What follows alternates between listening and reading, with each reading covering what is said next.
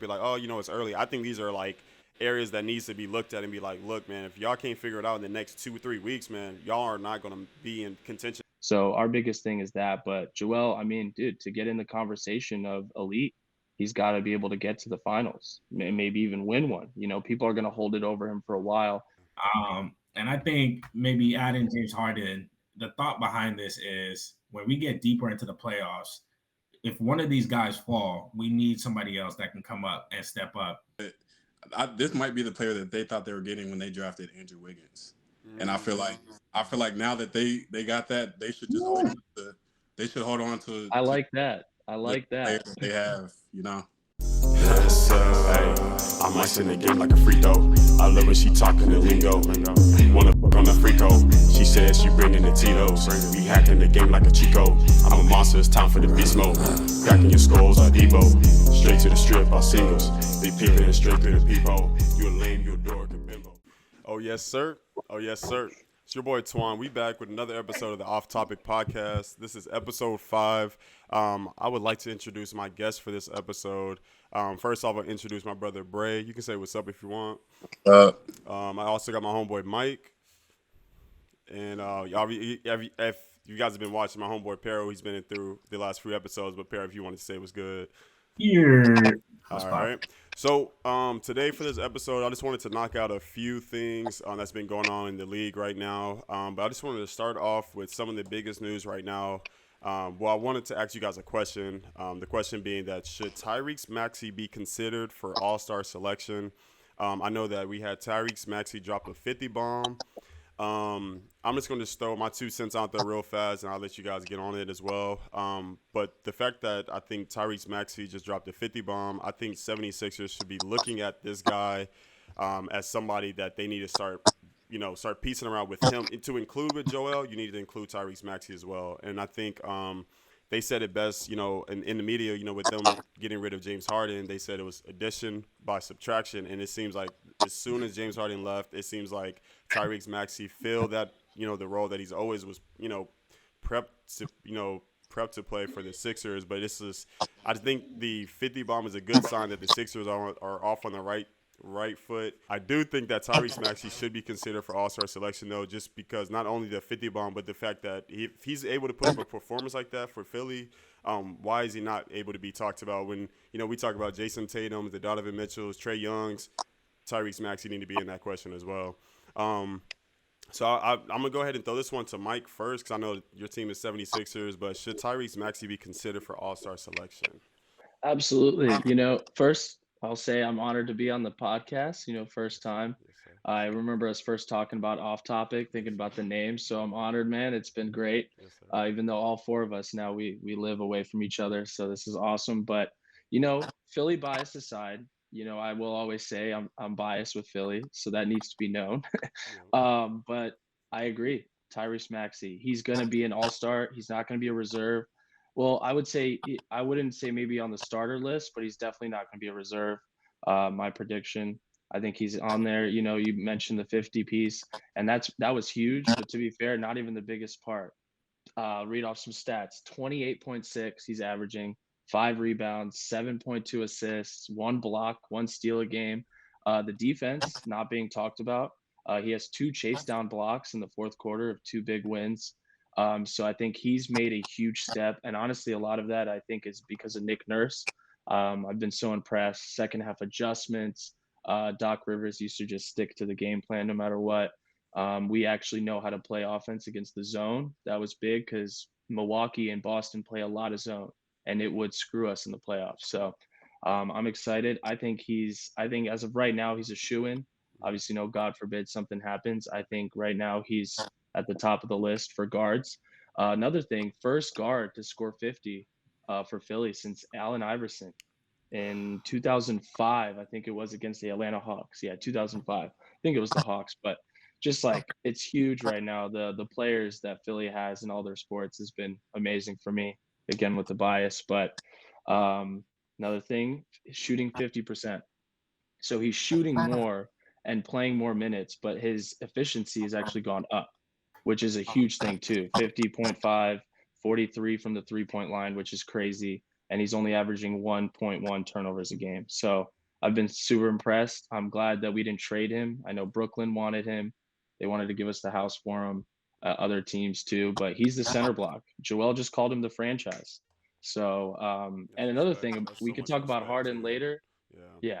We'll talk about Harden probably later, but Harden himself yesterday or 2 days ago said that Maxey should be on the All-Star ballot. So that was pretty cool too. They're really close, and Harden actually played a part in Maxey's growth. So I'm excited. I'm so pumped. I pretty much agree with everything Mike just said in regards to, just the impact that Maxey has had on the 76ers, the best team in the East currently. I think that it's just a different atmosphere on the 76ers team right now with Harden not being there. And I would say like Harden was holding him back, but like he was technically the third option. And now like you get to run the pick and roll with him and James Harden this time rather than him just kind of standing in the corner and waiting to receive the ball and catch and shoot. He gets to develop plays and he gets to operate and control the offense. So I think this is just like, honestly, this is just like a blessing for him to be able to have this opportunity early in his career and, just not be handicapped by having like a great guard like James Harden there. But yeah, I definitely think he could be he definitely deserves to be in the All-Star selection or just in the All-Star game as well. He's earned that so far. No, I definitely agree with all y'all. Maxey is very deserving of an All-Star spot. We know that if Embiid's not the leading scorer, it's going to be Maxey. And also the question was, can he play make? Can he get other guys involved? And I'm looking at some of these games. He had 10 assists, 11 assists, 11 assists. So he definitely knows how to share the ball, create offense for other guys, and not just, be the one shooter. I think, when he had the 50-point game, he had, 7 assists? Yeah. 6 assists. So Right. I think it was what, Zach LaVine that had like a 51-point game and like 0 assists or something crazy. Yeah. So like that they don't have that problem with Maxey. And like you said, Harden is a big part of why we're seeing this from Maxey, though. I will say that even Maxey himself said, it was really the confidence that James Harden was giving him, like just to be confident in his game and, just to know that what he can do on the floor. And that's all well things. And honestly, this is us just putting respect on Tyrese Maxey. I think it's been, about some time now that people don't mention and give him, enough credit where he's due. And mind you, younger, he's not really young in the league, but he's still younger when it comes to just being in the league. 5-6 years in is still pretty young for most players. But the fact to see, where he's at, and mind you, this is Joel Embiid coming off an MVP season, and like being able to contribute with, a player like that, is just going to help them so much. But, to go into the next topic that I wanted to ask you guys, just your views on 76ers in the Eastern Conference. I know early on, the big two teams that most people were talking about, including myself, was Boston and Milwaukee. And to be completely honest, man, right now where I'm at, man, the Sixers are over. I would say there's a good fight between Sixers and Boston right now because I still think Boston is pretty tough still. But I think 76ers right now are in a – for me personally, I think they are going to be number one coming out of the East. And my biggest takeaway from it is, Boston and Milwaukee, yeah, they're great teams, but this is a new season for them where they're learning new things, new players, new whatever. Whereas, addition by subtraction, the fact that they lost James Harden and still have their pieces, and it's nothing didn't change besides maybe the coaching staff, but Sixers still trust the process. Like, they are still trying to work through what they got. And I think now that Tyrese is fitting into a bigger role and taking on more weight for Joel. I think they are there to be reckoned with in the East. And I think when it comes to Milwaukee and when it comes to Boston, y'all need to be circling when y'all play 76ers, or if y'all you guys are matched up in with Sixers in the playoffs. But that's just my view on the Sixers. And then I'll just keep the same rotation, keep it to Mike, Perro, and B. But you can go ahead, Mike. Yeah, absolutely. I would say I agree with basically everything you said. The one thing I would say is, it's early, right? And we're doing a lot of early predictions tonight. But I will say the one thing I would disagree with is right now I would say Sixers 2 and Milwaukee 1. And the only reason I would say that is, A, we beat Boston, lost to Milwaukee. But it's still so early, right? But I would just say that because Milwaukee in the playoffs, they're going to be a threat. I mean, Dame, Twan, we went college. The times we would just watch games because Dame was playing. I mean, the guy is unstoppable. I think he scored 39 in game one opener against the Sixers. I think almost half of it was free throws. So that matters too. You know, we can't let him get to the line. But I would say the biggest thing, man, is we have to get over that hump, that second round. I think we're going to be 1, 2, or 3. I agree. Like in terms of ranking going into the playoffs, the problem for us is we've had that. Doc was one of the best regular season coaches the last couple of years. Even when we had injuries, the problem is always the second round. We can't get past it. So I would say my biggest thing is we got to get past that. And most likely, you're right. We might meet up with Milwaukee or Boston. And the other night, I mean, we looked fantastic against Boston. I think we let them score only 103 points, and we ended up winning by 3. But it was a 12-point game with a minute 50 left. So we almost, that's on us. We almost blew it. But we played Boston so well. They were averaging a league high 122 points a game, and then our defense shut them down. So I think the biggest thing is the new coaching staff. And I think that Nick Nurse will make us a better team in game 6s and game 7s. But my goal is just to get past the second round, man. I mean, it's been so tough. Atlanta 3 years ago, Boston last year, losing game 6 and then 7 when we could have won the series. So our biggest thing is that. But Joel, I mean, dude, to get in the conversation of elite, he's got to be able to get to the finals, maybe even win one. People are going to hold it over him for a while. And when we have Maxey playing the way he is, and we still might make a trade for another guard too. I was seeing Zach LaVine is on our radar. That is going to be crazy. That's a whole other topic we could talk about. But we still might make moves. But right now they're rolling. We never use the bench. We're using the bench with Nick Nurse. So I think Nick Nurse and Maxey are going to be the keys for us to win the East. I don't think the 76ers have enough to win it this year. I think they definitely have enough to get to the Eastern Conference Finals, depending on the seeding and like who they play. But when I just look at the Celtics, I think the Celtics are probably like, apart from the Nuggets, I think the Celtics are the most complete like team, just team wise, in the NBA. And I just feel like, they've gone to the Eastern Conference Finals like the last 3 seasons, I believe, the Celtics have, and they've just added more to their roster over these years. So I don't know if I think this is going to be a good season for the 76ers. If they can add a couple more pieces to their team, I think it'll definitely be beneficial for them. But I definitely think they're gonna play. I think they can get to the Eastern Conference Finals this year, but I just don't see like this roster being the hump, like to take them through the hump. And then they just lost Kelly Oubre, who was a defensive, stature and like an image on their defensive side on their front, and then he's gonna be out for a while. So I don't know. I think they definitely have to. They need one more piece, in my opinion, for them to really edge over Milwaukee. I know Dame is shooting really bad right now, and like the Bucks they're kind of in a slump, but you can definitely get out of that. The team is very complete too. And then what's the other team? I mean, I want to say the Sixers are definitely better than the Cavs. They can get the Cavs, they can get the Knicks, they can get all the other teams. But once they face the Bucks or the Celtics, I think it's going to be really hard for them to kind of jump over those 2 teams. I definitely agree with Pero.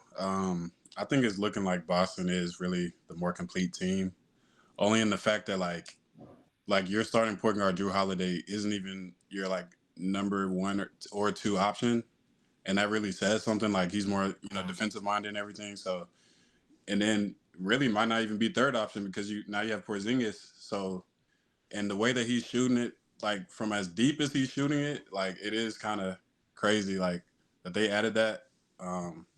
I think they could get to the finals with this team. I really do. Yeah. Depending on who they're playing, I would be excited to see an East team win the finals. I think the last 4 has only been the Bucks. That was the East team that against won. the Suns, right? In 2019. And I guess it was Lakers, Warriors, and Nuggets. So the West is looking really dominant, and with them going back to the East versus West, it might not even be fair. The West is just super stacked.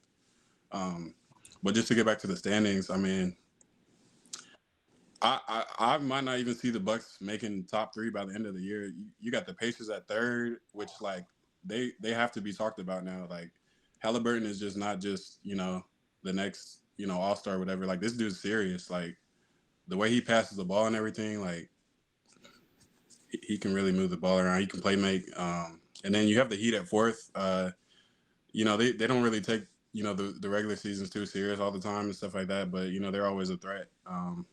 And then you got Trae Young, man. Like, the Hawks are serious, bro. Like, y'all can't. They like to sleep on the Hawks, bro. But I'm telling you, they've knocked off a few teams of stars that might have gone to the finals and they never have because of the Hawks. I mean, that's my 2 cents. For sure. All good things. I think it is going to be something for us to revisit in a few more podcasts later. Probably I would say even after the new year to see where where these top powerhouse teams that we consider powerhouse right now in the league, where they are, where they sit, months from now. But we will revisit those topics. We're gonna fly over to the West real quick. We want to talk about James Harden. So really, my question is, will the Clippers, with the new addition of James Harden, will they be able to turn it around by All-Star break? And I'm saying All-Star break because I think this team needs a little bit of work right now for them to figure out whatever it is. Do I feel like they're going to be able to turn it around? I think I would like to say that they could turn it around, but I personally probably don't. I don't think they can. I think these signs are something for teams to not overlook. Be like, oh, it's early. I think these are like areas that needs to be looked at and be like, look, man, if y'all can't figure it out in the next 2 or 3 weeks, man, y'all are not going to be in contention. You can, be in the play-in, but like we're talking about Joker. We're talking about the Lakers, Suns, Warriors. Like teams are in the West. You're right, Brendan. Like these teams are tough now in the West, and like I think if you're going to figure it out with James Harden, you have to figure it out now. Me personally, I guess in saying that, I don't think they're going to be able to turn around by All-Star break because I think they just need more time. I think that's not a team that's going to figure it out right away, but that's just how I feel, though. Yeah, I mean, I would agree too. I'm leaning towards that side. I'm leaning towards that I don't think they're going to do it. Obviously, I think they'll make the playoffs. I mean, now we get 10 teams have an option in each conference, right, with the play-in. But for me, it goes into 2 separate parts. This is how I like to put it, right? I think I talked to you about this week, Twan.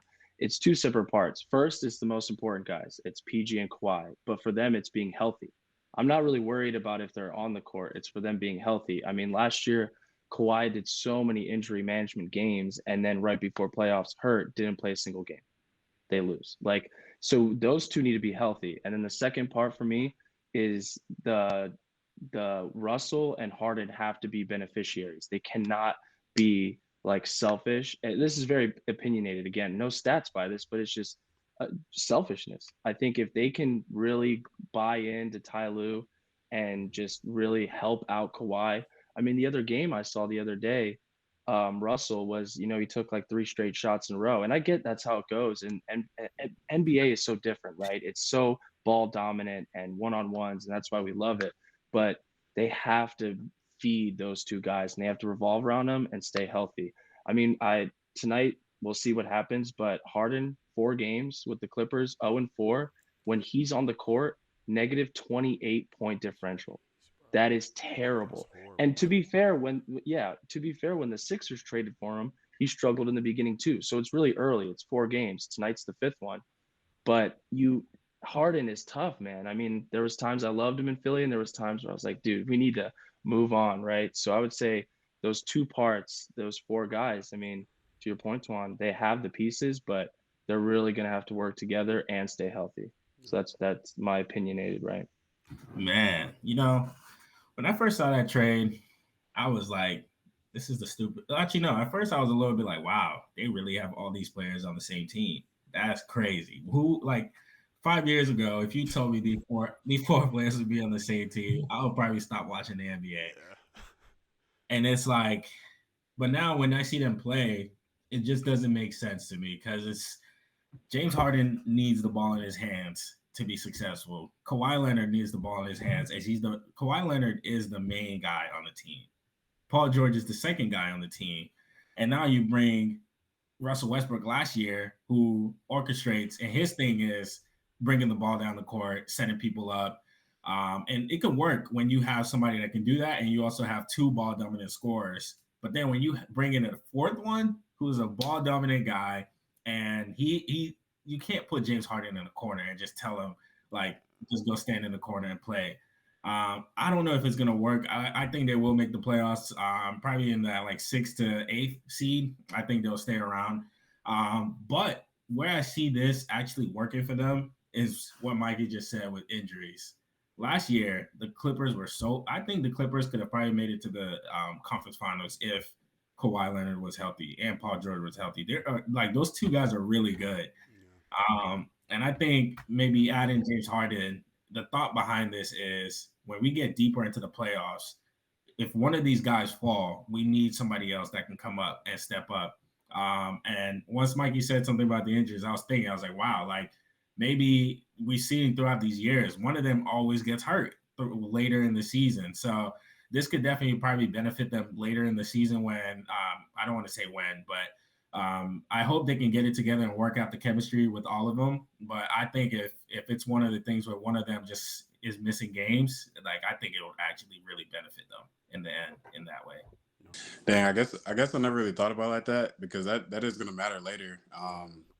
Yeah, for you to say that, like I totally agree because I was gonna bring up the fact that like when Embiid last year got hurt and Harden steps up in game one and actually drops 45 points, which no one really likes to talk about, but after that his scoring took a dip, but I will say that game one he showed up and showed that sometimes if it's needed he can score the ball. Yeah. Like we can't forget who he was, but I would say that also sometimes that he's too passive too, like almost like I don't want to say like Jimmy kind of, but like those times where it's just like no scoring or no, you're like he's just not even helping the team at all. He's just like out there running, and it's like kind of how Pero say he's just standing in the corner and like if he gets it, he's gonna shoot it, but if not, like it's whatever.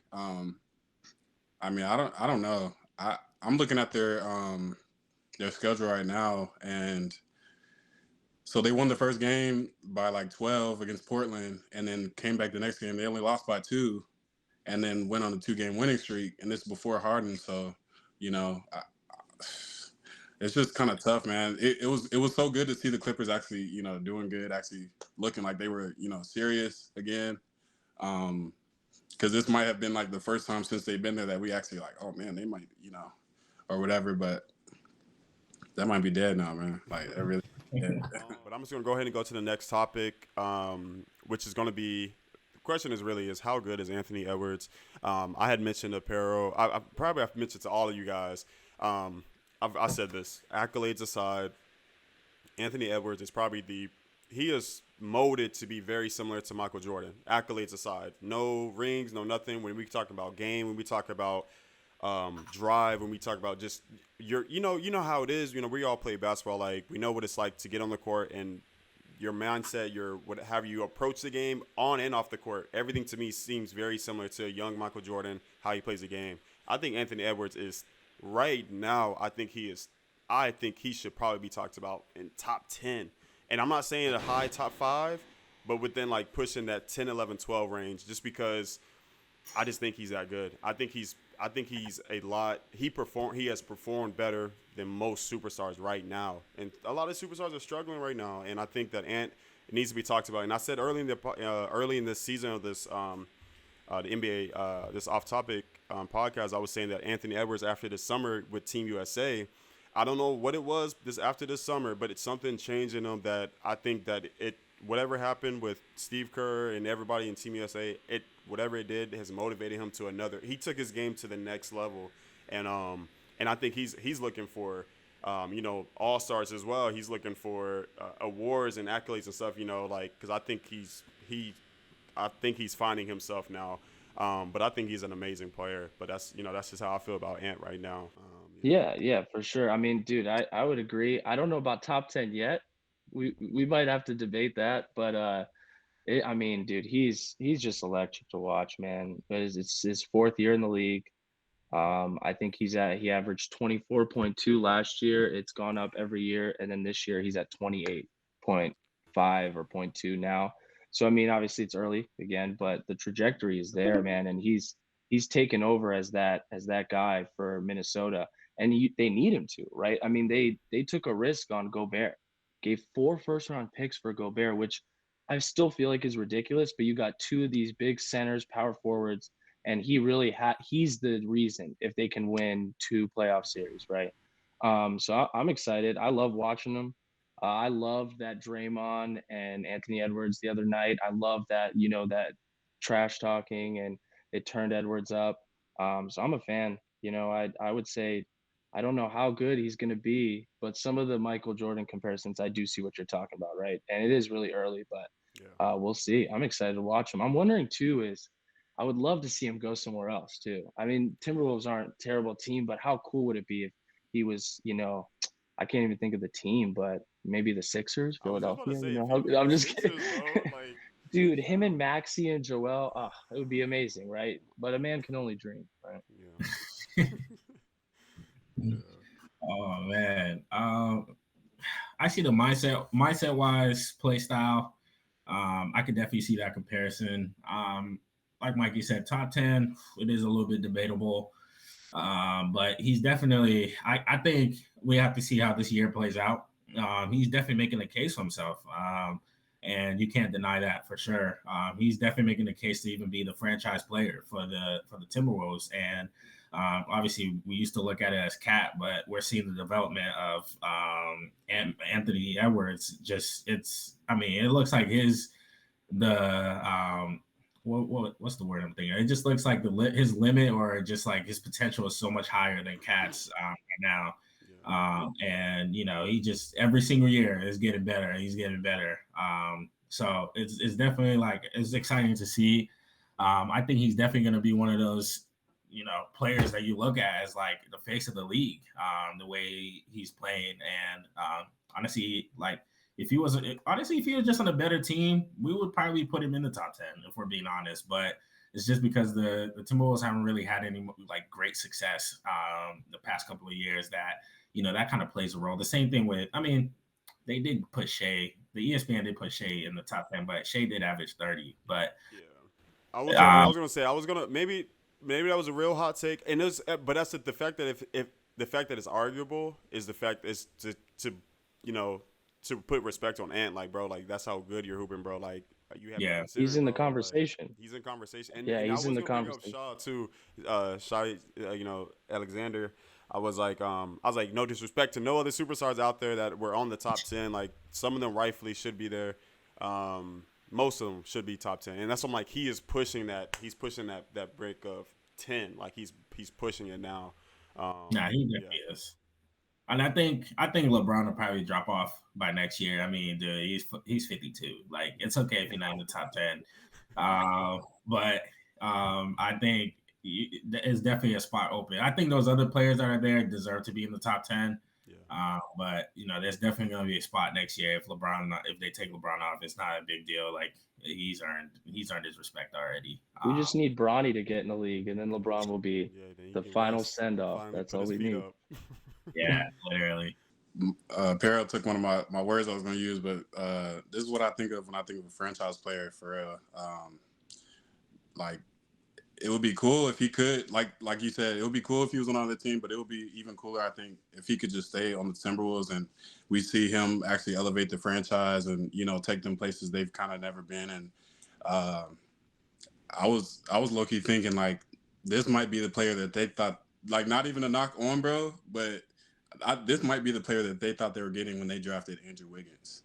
And I feel like now that they got that, they should just hold on to. I like that. That they have, I'm looking. They're second right now in the West. I mean, if they keep rolling, I mean, and then like you said, you got Cat that can actually shoot the ball. Yeah. Big that can actually shoot the ball. I think he had the best out of the bigs. He had the best 3-point percentage last year. And he won the 3-point contest.